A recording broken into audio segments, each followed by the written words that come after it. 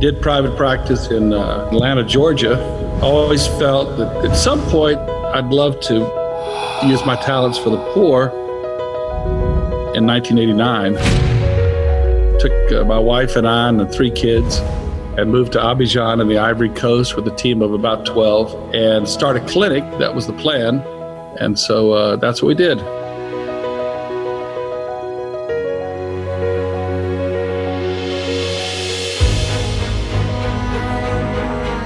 The Spirit of the Sovereign Lord was on you. Because the Lord anointed you to proclaim good news to the poor. He sent you to bind up the brokenhearted, to proclaim freedom for the captives, and release from darkness for the prisoners. To proclaim the year of the Lord's favor and the day of vengeance of our God. To comfort all who mourn. And provide for those who grieve in Zion. To bestow on them a crown of beauty instead of ashes. And a garment of praise instead of a spirit of despair.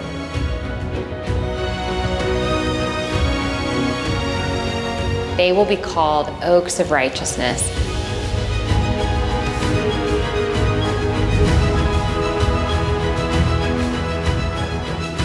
They will be called oaks of righteousness. They will be called oaks of righteousness, a planting of the Lord. A planting of the Lord. A planting of the Lord for the display. For the display. For the display of His splendor.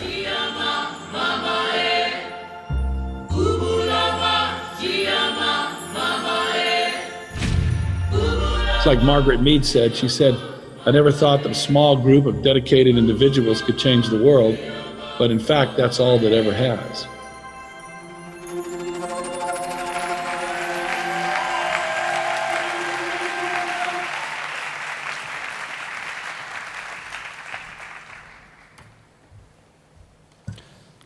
Good evening, everyone. My name is Mark Aguirre, and I have the great honor this evening of paying a special tribute to an amazing friend, an incredible mentor, and a faithful companion who I've partnered with for the last 26 years, Dr. Mark Ottenweller.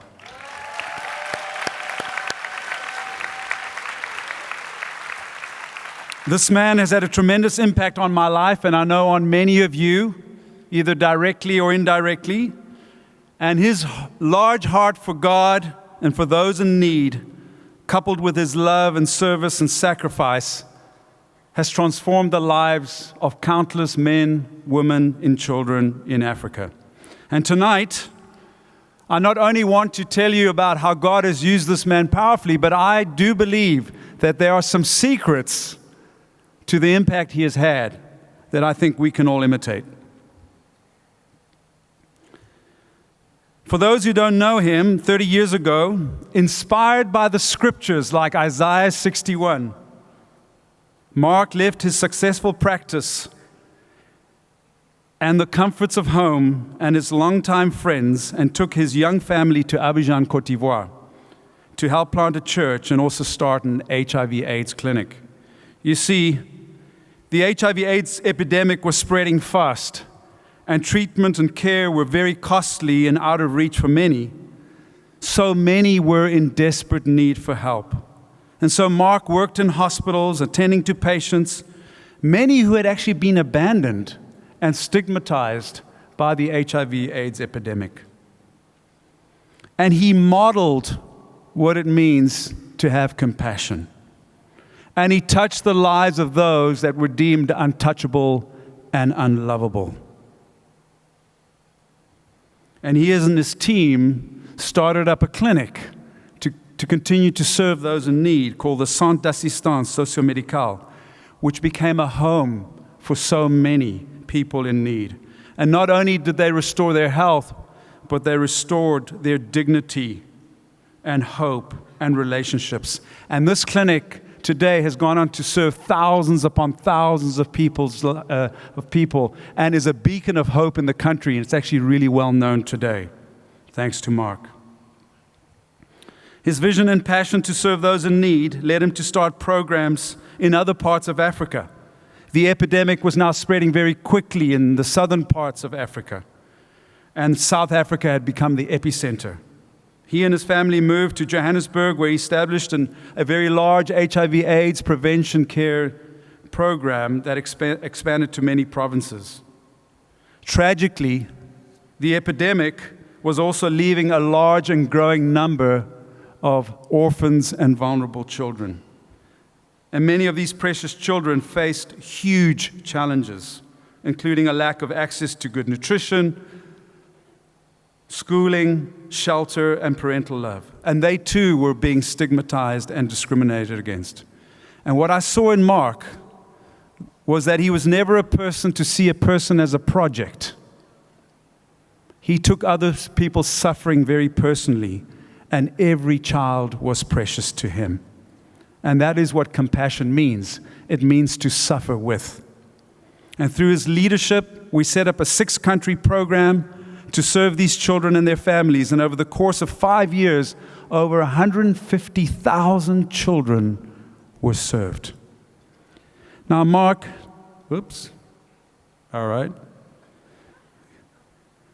also assisted in various disaster relief efforts in several countries. He's not a stranger to danger. And his amazing work continues to spread. In fact, he became an advocate for the poor, a voice. And that voice was heard in many places to the point where his work did not go unnoticed. And in fact, it opened the door for him to speak for those in need on international news media networks such as CNN, ABC News, NBC News, and others. And he was also part of the Hope Worldwide team that presented President Nelson Mandela with the Hope Unity Award, and has been able to engage with other leaders such as Bill Clinton, Colin Powell, Madeleine Albright, Oprah Winfrey, Graça Machel, and many others. Even this guy, I don't know if this guy was the precursor for Hoops for Hope or Hope for Hoops. He may have been. From there, God brought him back to the USA, where he continued to serve Africa as Director for Development and as the Global AIDS Advisor, and continued to call others inside and outside our fellowship to serve and to speak up for the poor. And that has not stopped. Mark, it's easy to see how God has used you so powerfully. But let me say this, honestly, his journey and story has not been without challenges and trials. Beyond his deep concern for those in need, he has faced malaria and health challenges, civil unrest, robberies, funding cuts, criticism, organizational challenges, and yes, even the loss of his wife. Through all of these, I witnessed a man who faced each of these with faith and courage. Mark, what can I say? I am deeply indebted to you. I would not be standing here if it wasn't for your love and your vision and your support. And you've been an incredible anchor to me, a mentor, and an inspiration. You've taught me volumes about the power of perseverance, gratitude, and friendship. And I'm the better person for it. Thank you, Mark. Okay, my slides I'm giving away my secrets here. And I want to say I value you not just as a friend in this ministry and a partner, but also as a wonderful husband and father. You've got an amazing family that I look up to that are so inspiring, and you've touched the lives of so many. So what is Mark's secret to his impact? This is what I believe it is. He was inspired by the scriptures. He modeled compassion. He took his service to the poor personally and saw every person as precious. He is an advocate and a voice for those in need. And he calls all of us to serve. And because of that, he has transformed the lives of so many. Dr. Mark Ottenweller, thank you so much.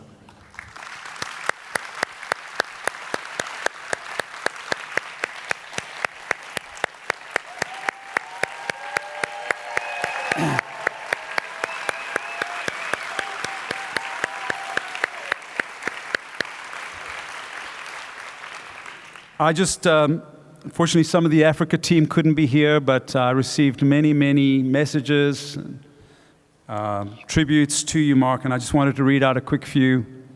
Justin and Irene Renton, who lead the work of the church in South Africa, say this: Mark, what a life you have lived, and what a legacy you are leaving behind. The years you spent in South Africa modeled for us what family, service to the needy, and joyful Christian living looks like.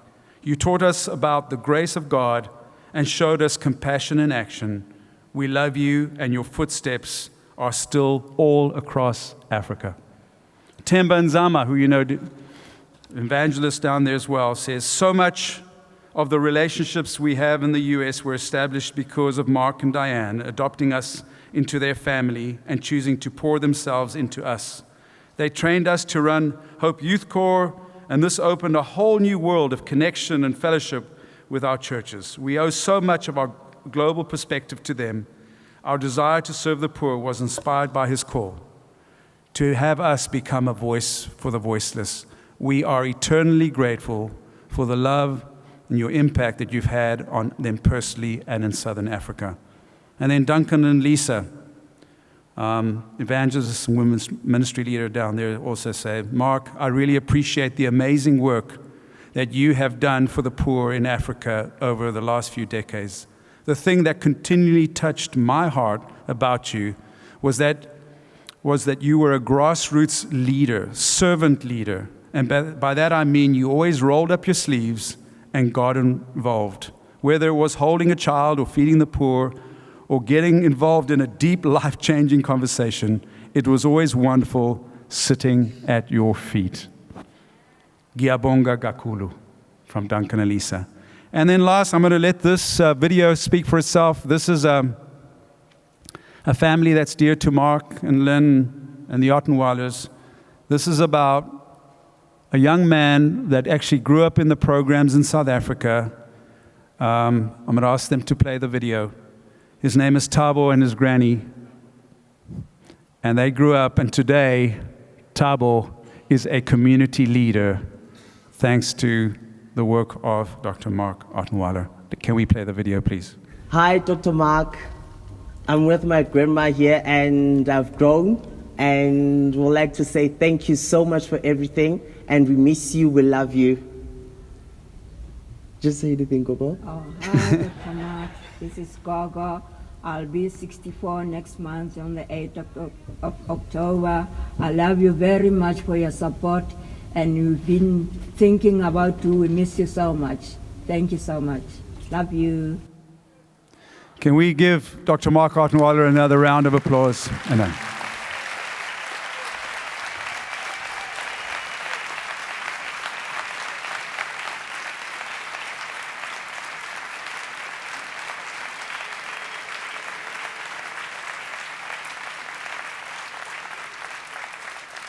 I was always impressed with Mark's compassion for people from the very beginning.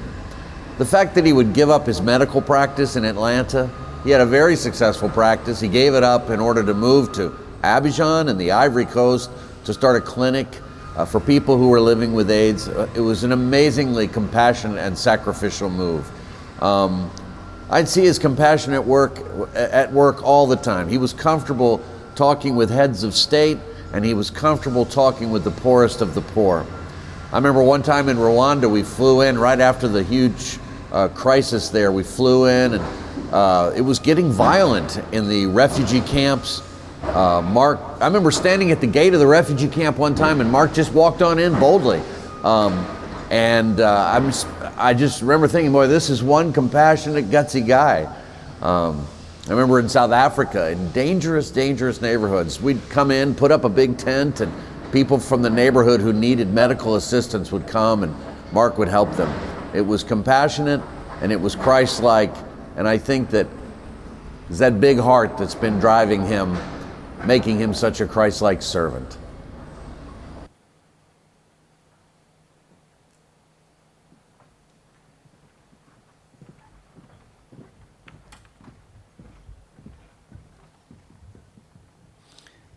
Hi, Dad. I'd say the years have been pretty good. In 1 Corinthians chapter 15, it says, "Therefore, my dear brothers and sisters, stand firm. Let nothing move you. Always give yourselves fully to the work of the Lord, because you know that your labor in the Lord is not in vain." And my name's Matt. I'm the son of Mark Ottenweller, Dr. Mark. And these are my two sisters behind me, and Lynn, his wife. And tonight, you've heard a lot about the work that my dad has done. And you've heard about the lives that he's touched. And we got a front row seat to all of that. And it's just been an incredible honor and a privilege to have walked alongside you all these years. What you might not have seen, or what you might not know about my dad, is the struggle. What he's gone through behind the scenes, in between the pictures and the videos and the trips and you might not have seen what he's gone through in his health, the tears that he shed, the doubt that he's wrestled with. Even over the last few years, I think I've probably been some of the toughest of your life. And yet, you've always given yourself fully to the work of the Lord. And if there's anything I want you to remember from tonight, Dad, is that your labor in the Lord is not in vain. It's not in vain.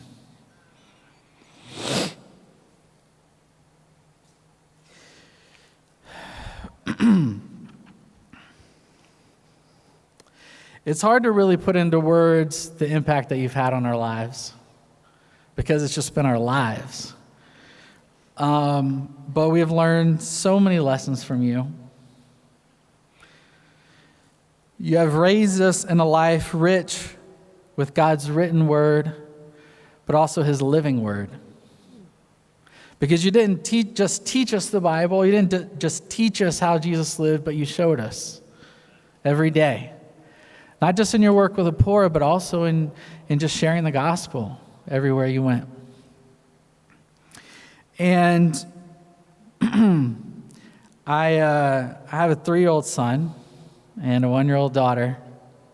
And it certainly changed my perspective on what my father has done for me. And I took a moment to think about, what would I want my son to say to me? What do I want him to say to me one day when he's up here?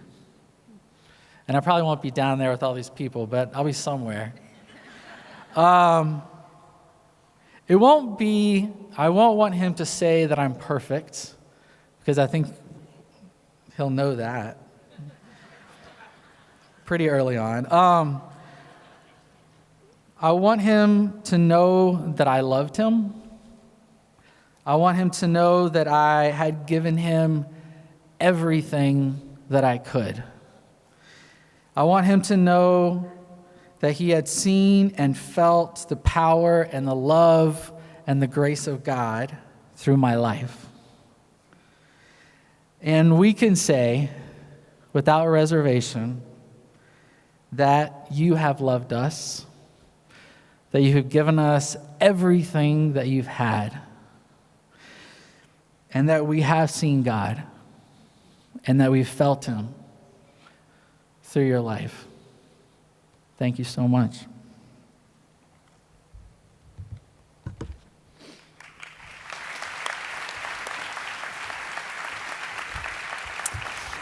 I'm Lynn Beatty Ottenweller, and you saw the before family, but Mark and I are actually creating our own African village in America, and this is the full family right now. I just have to say, so much good has been done for the poor and the hurting all over the world by so many organizations, and it's much needed and so intense and so hurting the people of the world. And yet, so often we can send or we can visit or we can just do something. But Mark, what I love about you is that you did what Jesus did. You left your comfort and you went. It's a lot harder to go than to send. It's a lot harder to actually walk the streets day in and day out and live like the people. And I think that's something that in 1989 when you left, Barry and I, as close friends to you, admired that, and now as your wife, I admire it even more. And I am so grateful for the heart that you've had to love and to serve, and I've seen it over and over again. You know, you went like Jesus did. You left your home of comfort to walk and live with the people every single day. Whether in Côte d'Ivoire, Ketomana, Dipsla, Sanskrit, you walked with them to feel their pain, and you walked with them because you wanted to help carry their burden. You took 3 small children to a life of service, and they're amazing children. You know, that's why we admire you. You know, this year you retired from your job at Hope, but far from your fight for the poor.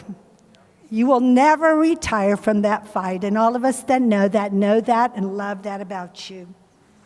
Until God calls you home, you will be fighting for the poor. And tonight we simply want to say thank you. Thank you from all the people, for me personally, I want to thank you for all the single moms that can never get on a plane in their whole life to thank you.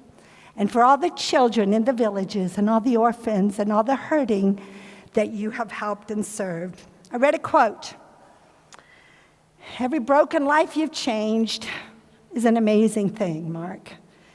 But the quote says, good works is given to the poor and the helpless, but divine works, I love that, divine works is showing them their worth to the one who matters.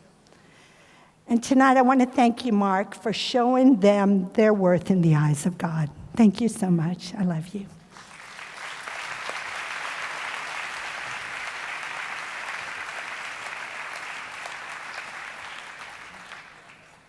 Thank you. Ayoka. Asante sana Dr. Mark. Ibo. Thank you. Jaklau. Asante sana Dr. Mark. Asante sana Dr. Mark. Thank you. Ayoka. Anche. Merci. Asante sana Dr. Mark. Tunakupenda sana. We love you.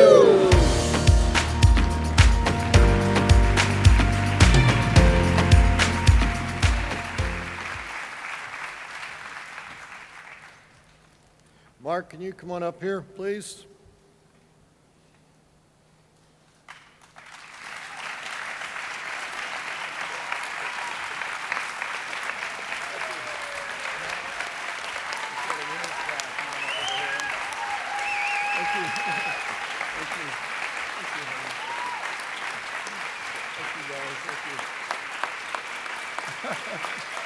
We're just going to let them keep clapping. I don't know. Thank you. Thank you. Thank you.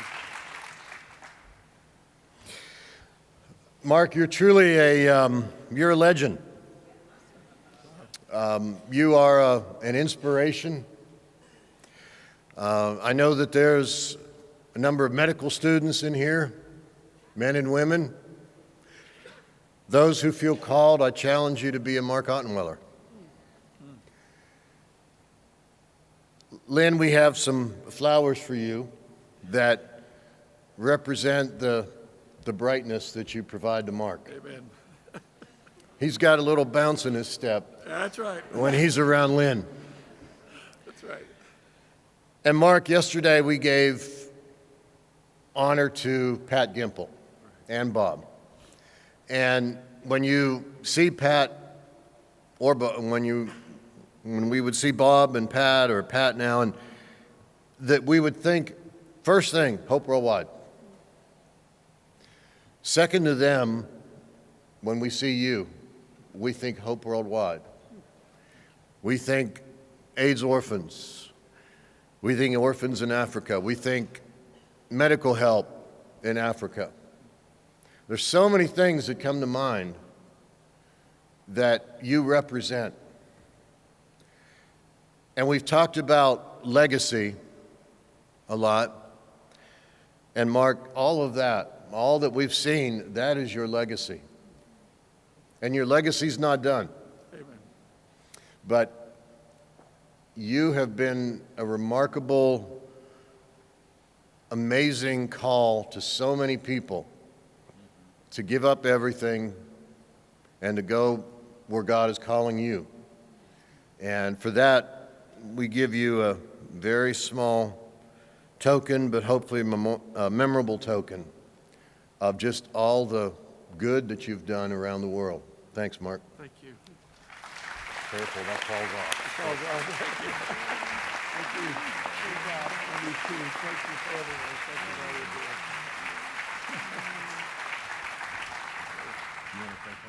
Thank you. Thank you very much. And let's just continue to remember the poor. Remember, they have names. All of us should know the name of someone poor. You should know the names of their children. They have names too. And their challenges and their obstacles and their daily struggles and their dreams, they have all of those. And I hope and pray that all the projects we do and all the activities we do, we remember that they're people just like us. And that we can learn a lot from them about their challenges, their dreams, their struggles. God wants to teach us all something. And I hope and pray that all of us will learn their names and their dreams and their challenges and people we can pray for every day, just like God wants us to. Thank you very much. Thank you.